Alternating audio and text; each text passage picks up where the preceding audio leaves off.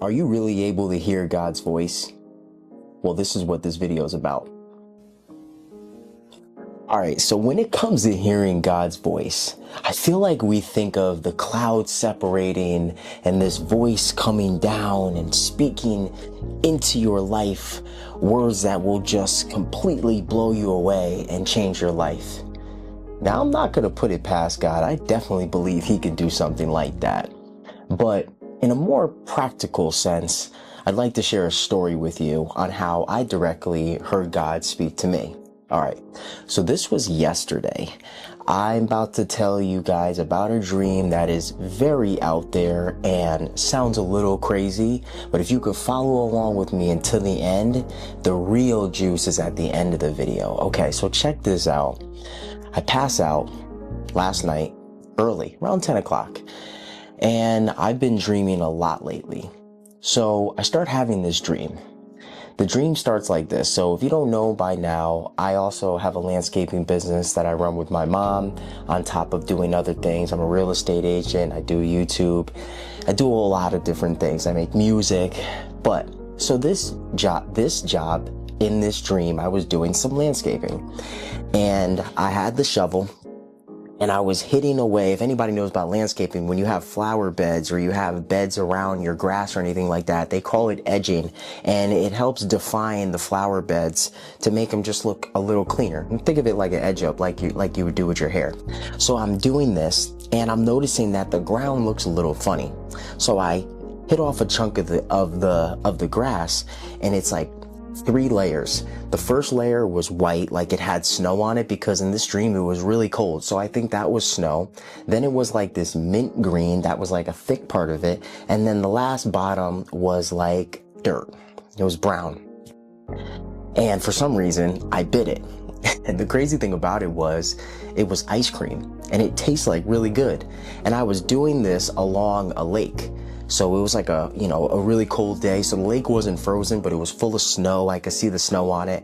And I decided to be like a little kid. I started throwing this ice cream into the lake. So as I'm doing this, I start realizing that all these fish start coming up and eating it. And I could see through the lake. So it was like a very crystal clear lake. You know how dreams could be. They're very out there, right?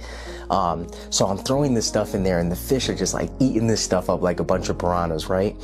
And the next thing I know, I keep doing this, and all of a sudden about 50 people come out of the water. Well, not directly out of the water, but they come from the bottom. They were underneath the water, and they start popping up and they start eating this ice cream grass, this ice cream ground that I keep throwing in there. And one thing I noticed about them was they were super blue. They were blue, like ice cold blue, almost like a dead body blue. And one of them happened to have like long dreads, and he kind of looked like Jordan Welch. It was kind of funny. I always watched Jordan Welch, so maybe that's why. But one of them, he happened to be pretty close to me, and I was like, "Why are y'all so blue?" And he was like, "I'll get out and I'll show you." And I was like, "What?" It kind of spooked me right there and then. So I happened to be in this dream at my grandmother's house. So I run back to her house from the lake. I run back to the house, and there was a guy who I didn't know. I don't recognize him, but in the dream, I knew him, and his name was Josiah. And I was like, "Josiah, open the door." And it was like a screen door, so it was like locked. So I was like, "Josiah, open the door, open the door." And he opens the door. I turn around and I lock it. And as I lock it, all of a sudden I look up, and that same person who was in the water, he's all blue. He had a white t-shirt on. He had long dreads. And he was standing at the window, like creepy like this, He was just standing there like this. And he goes, and he looks up and he goes, in this creepy voice, he goes, "Josiah," just like that. And then after he finished saying that word, I woke up at like 2:15, and I was like spooked, right when I woke up, because it was like a creepy dream, right? So I'm spooked. I happen to go to the bathroom and go back to sleep. So I'm like, what was that dream? That was so weird. So this is where it turns and gets a little wild. This is where you can connect, where God is talking to you in a dream. You ready for this? So I've been reading this book, and I got it from TikTok, and it's called Bible Study by Alabaster.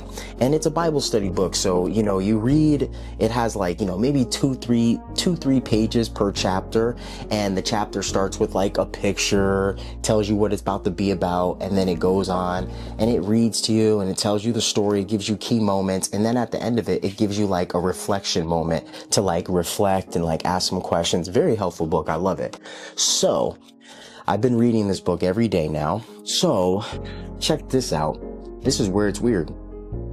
I open up the book to the day that I was going to read. So this is right after I woke up. So the morning of I woke up after having this dream. Look at the color of this page and look at the title of this page. Can you guys see that? Look at that. It's that frosty blue. That was the exact color that the people were. It's like a frosty lake picture, ocean or something. And the title is Josiah. Josiah. Like what?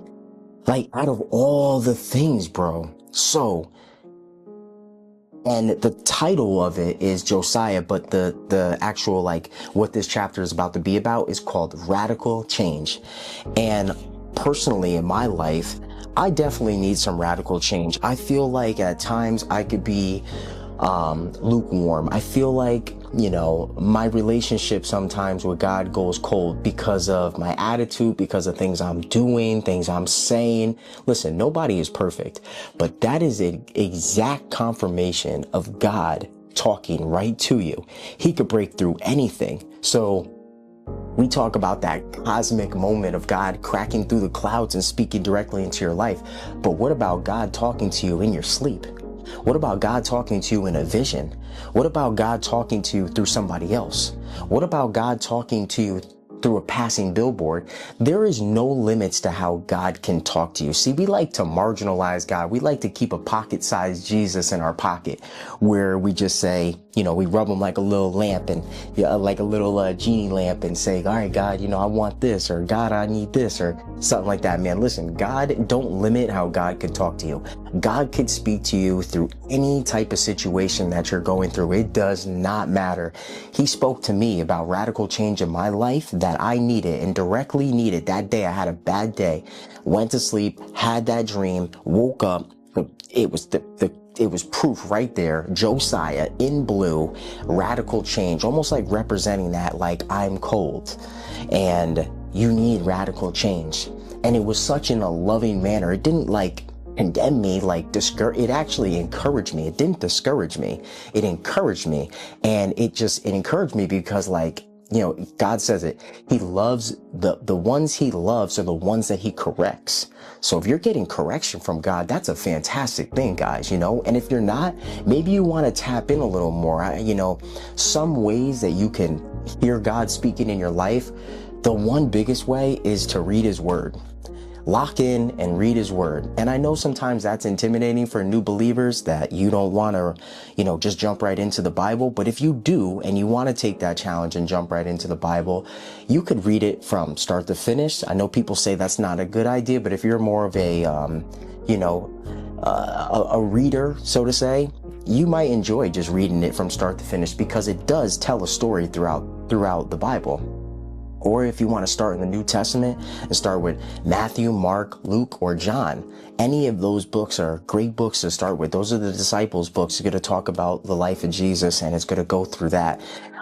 Or definitely one thing I recommend is get a study Bible. Get something like this that's small, attainable, has structure, and allows you to digest it at a level that's easier to maintain. And I wish I had it with me. There's another one that's like a daily reader. You just flip it open. It's called God's Promises. If you guys follow me on TikTok, I put that in my showcase. So if anybody wanted to buy it, it's right there.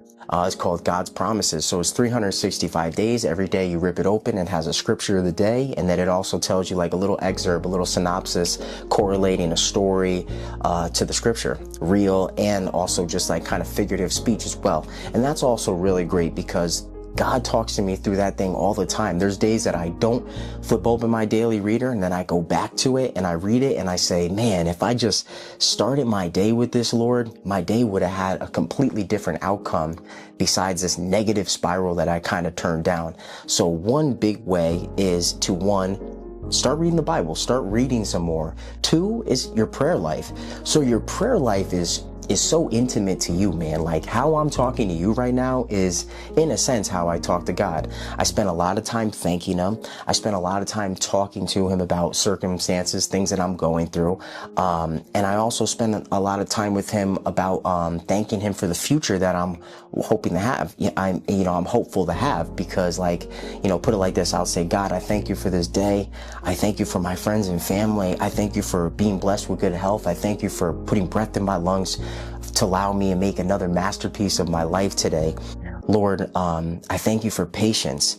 And as I'm thanking her for patience, I know that I could possibly be dealing with a situation that's going to make me impatient. So that's why you're only going to get patience. You're only going to get wisdom. You're only going to get these good characteristics from God from honestly being challenged by the opposite.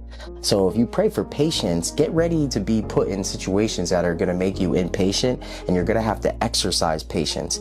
And then as you exercise it more, as it happens more often, and as you choose to be patient instead of impatient, that's how you receive patience. It's just like wisdom. How do you receive wisdom? Well, first, God gives wisdom, but wisdom is also attained by knowledge. So as you're reading more, you're gaining knowledge, you're gaining wisdom, you're reading his word. His word is full of wisdom, and that knowledge is going to produce that for you. And I would say the third thing when it comes to hearing God's voice is allowing God to speak to you and be open for him to speak to you. So what I mean by that is, I'll give my life as an example. For some reason, God always appears to me with a hawk. A hawk, like a bird. Oh, like I'm saying, right? Yeah, a bird, right? Big bird, especially around here. I live on the East Coast. We have a lot of hawks, beautiful birds, man. Red-tailed hawks. We have bald eagles, but the hawk specifically. And I always look up at certain times when I'm just thinking about God. I'm thinking about moments in my life, and there we go, hawk flies by. Or there we go, parked at a stop sign. The hawk is on the guardrail, just looking at me. Like it happens to me all the time, guys, all the time.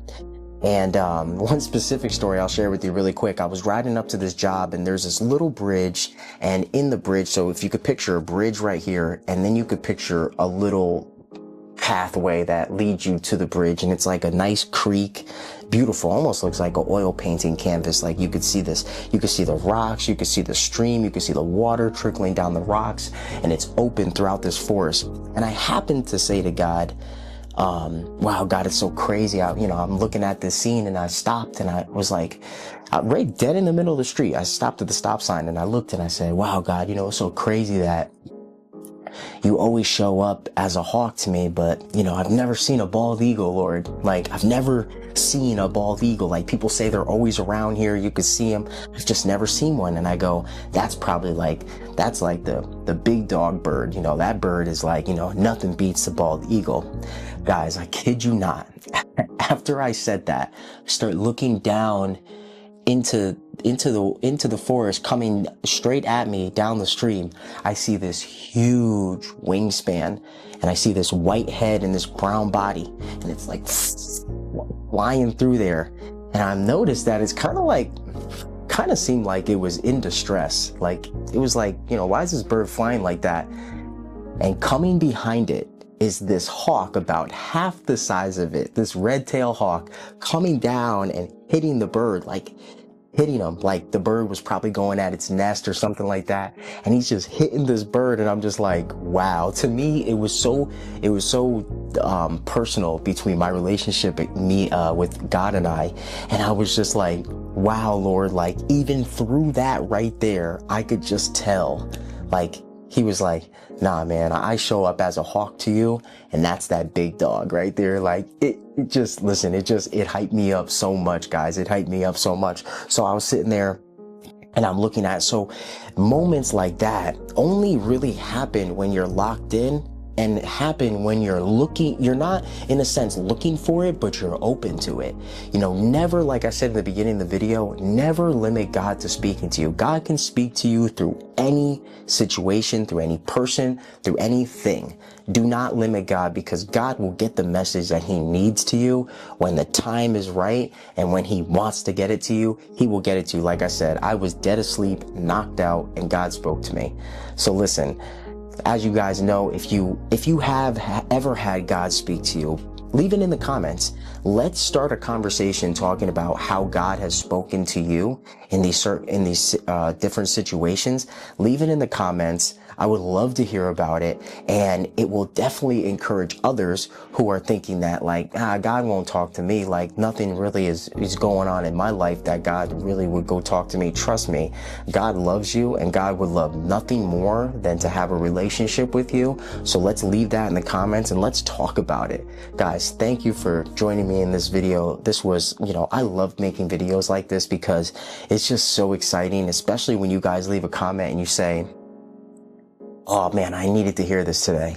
That's how I feel all the time when God speaks to me, when I'm reading his word. I need it every day to make my life better, man. It's the fire to my life, man. So trust me, God can speak to you guys in any way, at any time, through anything. Remember that. All right, guys. Peace.